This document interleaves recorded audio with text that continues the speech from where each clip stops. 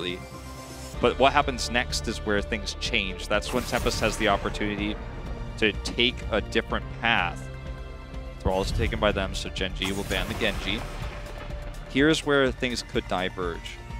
If they ban the Diablo here, it leads me to believe they will take the Deckard. If they ban the white main, then that's going to force a Deckard main, potentially a ban from Gen.G. To see what's in ban. All right. So the Diablo. And the Deckard probably will stay alive because I'm pretty sure the white main will be banned. There we go. Deckard stays alive. So, should be the Deckard. There we go. They're not going to change paths here. Not wasting time. He's alive. Take him. When we have the same trap, notice the difference that Gen.G takes here. They take a completely different approach. They take Hanzo early. And he's very powerful on this map, obviously, so there's a different reason for that. But they also want to make sure they can't be support choked. That Malfurion will be available no matter what. This forces a big... I want to say it forces Tempest to kind of think further about the tank line now.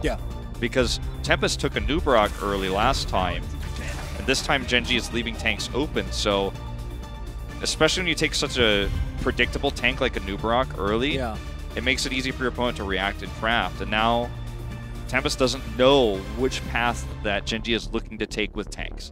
Exactly, and you guys did see the quick picks on Hanzo and Malfurion on the side of Gen.G. And I also want to, it's a quick side note, Malfurion and Hanzo, they've been played 9 times in Part 1 Phase 2, and they're 100% win rate for Gen.G. So right now, these two heroes, the first 2 heroes on Gen.G, they're 100% win rate. Will they be 100 after this round? I mean, that's the question. You know, when you give Sake such a consistent support like Malfurion, even with the nerfs, you know, it's terrifying. He doesn't have the survivability with Ice Block that he's had throughout his entire support career, but now we're going to see the solo laner for sure coming out here for Gen.G. It's going to be the Blaze. And they do take the Anubarak, so small smile here from Kocha as they are in some ways mirroring what Tempest did in a different order. Exactly. So for the Dehaka, they still keep the Blaze on their lineup. Does Tempest take the Raynor? Are they confident and comfortable enough that with Phoenix, it's a very different lineup than it is with the Li Ming, that they can actually utilize Raynor here? It's a bit of a risk. They take the Li Ming instead. Okay, they're going to stay with the Li Ming.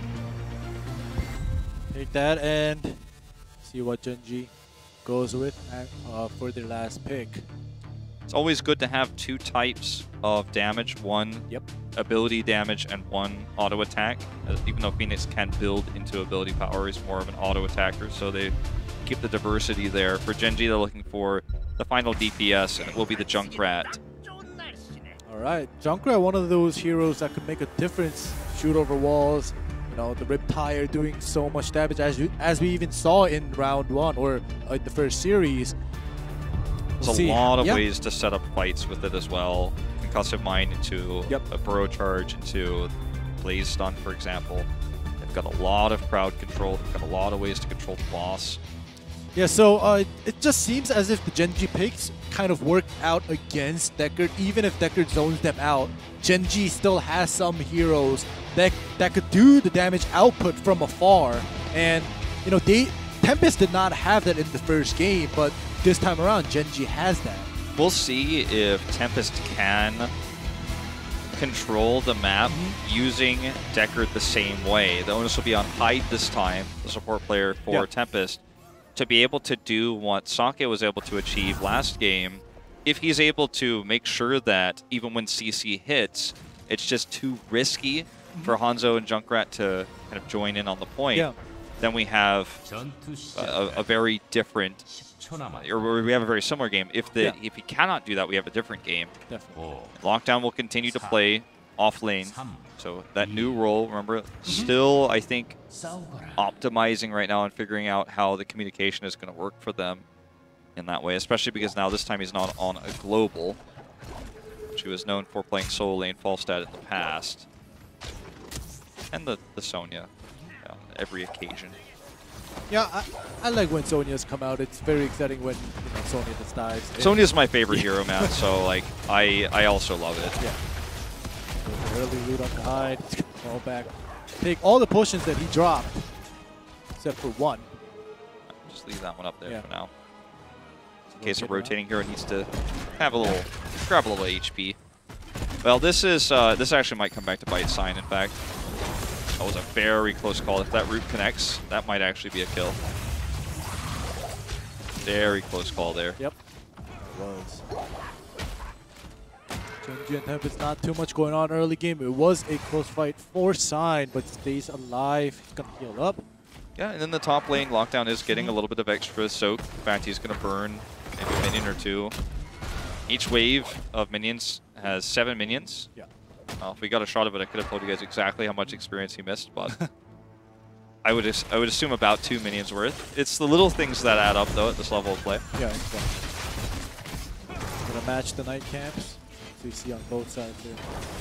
It'll take Li Ming longer to clear the Siege Giant camp, so Hanzo can go over there a little bit later. Does do so. Dami is going to need some support over here. Low, there we go. This was coordinated and well practiced, so this was never going to be a dead Phoenix, so don't get debated in the chat. But I would have loved to see one.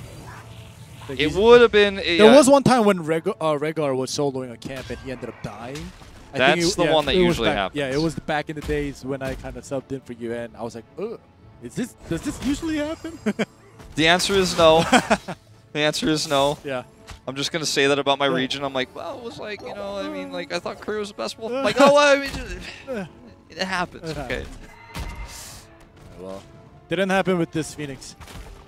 Reset. Just going to clean these up real quick.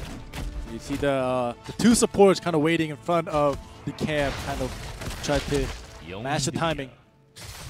Yeah, Sign is just playing with Gen.G here a little bit in the mid lane, getting some extra information. They want to time this night camp after defending the night camp, ideally, of Gen.G, but Gen.G is also doing the same. That's kind of where you end up with a stalemate. So Mexican standoff with this too. So they're just going to take it as the tribute comes in. The person who takes it later usually has an advantage. That's why this game of chicken occurs. And then Tempest takes it first, so Gen.G's like, okay, we'll take ours now, as they rotate towards this red side tribute. Junkrat and Li Ming staying at bot. See how this fight will go against the tribute. Dami. Just gonna, you know, have to deal with the beetle, and then see another channel momentarily. You can see the off-lane DPS is rotating up now. Junkrat a little faster on rotating up here. Well, they both shot abilities at each other, and it looks like, in fact, Good is going to stay in the bot lane, or as Reset will rotate up to mid at least, so you can be closer to giving some support here. Also going to help win that night camp battle in mid. This tribute will not be taken anytime soon. I mean, yeah, both these teams have like unlimited poke, so you know it's going to be a kill before we see this one, I would imagine. Reset nearly solo killed in the mid lane, Good, so he also won because he came fast for the night camp, so Good is actually having a lot of problems here.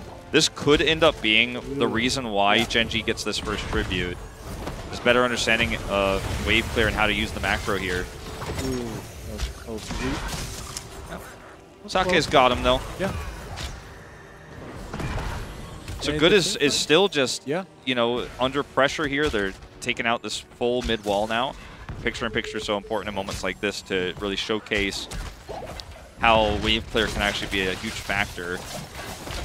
Rich going to finish his quest. Sign is in trouble. Sign is just going in there. Look at Dami. He's actually playing with fire here. And that should finally be Gen.G. I'll interrupt here for just a second with that Q.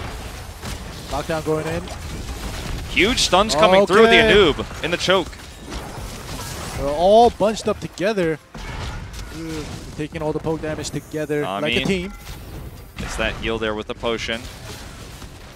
Sake actually probably could have stayed. Root, again, just barely does not connect, but Good is almost dying solo. Again. You see what's happening. But look at both walls. The mid wall's down. Yeah. Gen.G's trading up in the top wall. Excuse me. Sake, he's gonna get it. That's the tribute going over to Gen.G, and now Tempest needs to disengage out of here. Yeah. Lockdown actually jumped in there to try to smash him away, but it did not connect. And allowed them to take the tribute here. And Good just having such a hard time with Junkrat. The wall is going down. Reset is just, I mean, he and Rich were two of the first Junkrat players in professional play. And he just knows how to utilize this hero well in a 1v1 situation like this. This is the boss we saw checked for multiple times in the previous series, where you could take it right before second tribute. Oh god, they knew he was coming. And I was talking about that check, they punished it. Definitely. They don't get the boss, but that's why Sign has to do it, so, you know, that's just how high level here's this. Storm works out. They do get the Siege Giant camp. Right before this, good job by Good to make that happen. Blue side should be picking him out. Sign is just gonna keep tabs. Gets caught by the scatter arrow. Okay, they're just gonna start channeling this. Sake is always the one who's gonna be able to channel. It's just how, like, Malfurion is the one to channel because everyone else needs to be able to heal. Malfurion can't heal as well. Ooh, going in. Nice. Nice. Yep. Saved him there. Gyocha actually going to try to wrap around, but he's a bit slow on it. So, in fact, that's going to be a dead Anubrock. Sake, I don't know if he gets out of this one alive. Does try to pop the root. It's going to be a trade on the Sign, very likely here. Bunker forced. Still going to go down here. It's not looking good. Lockdown. Does not want to get knocked into the wall. Yeah, that's a positive trade for Tempest. Definitely 1 for 2, 1 for 3. Oh, hey, and listen.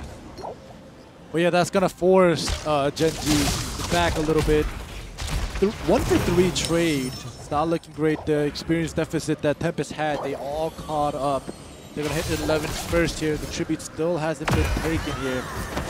But eventually, if Gen.G doesn't back off, this might not look great. They are gonna get it, I think. Yep. When you respawn, obviously, okay. When you respawn, obviously you get you know, all your mana back, all your health back. So, in a longer fight like this with low death timers, it's like, well, you know, if they actually interrupted that, there's an argument that Gen.G actually starts to win this fight again. So Tempest ends up getting the 4 for 1, and they get an experience lead because of that, from the kill experience. They tie up the tributes. Now they've got red side advantage. 10s are up. Gen.G has the better boss fighting comp, so I don't think Tempest can actually try to make a boss play here. They're just going to trade this nightcap. Even though it's on red side, it's just not a boss play moment. Meanwhile, Sign checks boss, checks the nightcap. Coming over here. Okay, not doing this for sure. So he can rotate up. He didn't show himself either, so Gen.G does not know he's missing, so he could actually get a backline stun. Oh, that's what Rich is looking for. Yeah. Catch him here. Tributes up. They're going to try to finish camps that were taken at mid first before they engage. That's just such a funny thing to watch. Okay, big slows here onto the camp. Just slowing this down, slowing down the impact. Wave clear just on the side of Gen.G is just... It's incredible. And this wall was down earlier because of what we were just watching at mid. Meanwhile, the top push is getting extra value. Like, Gen.G is not taking the tribute yet, but they are winning what happens during that moment. They are getting pressured on this mid port. They are pressuring the top port. And now Kocho and all the pressure actually almost is able to sneak this tribute, put them on Curse Point.